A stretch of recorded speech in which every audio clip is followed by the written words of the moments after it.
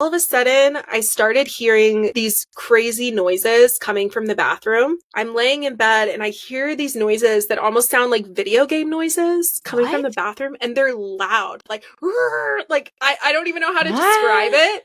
What kind of porn is he watching? No.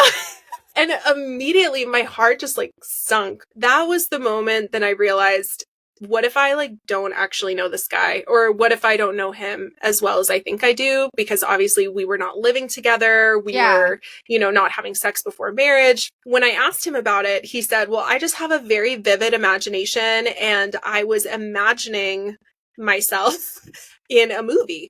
And, you know, I was just imagining I'm sorry. What?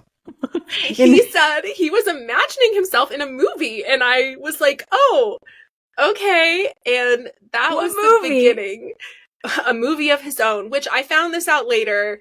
You guys are going to love this, because during the engagement, this is where all the crazier beliefs came out. So he wanted to be a very famous director in Hollywood. And he ended up telling me that he was 100% going to own the entire company of Disney someday.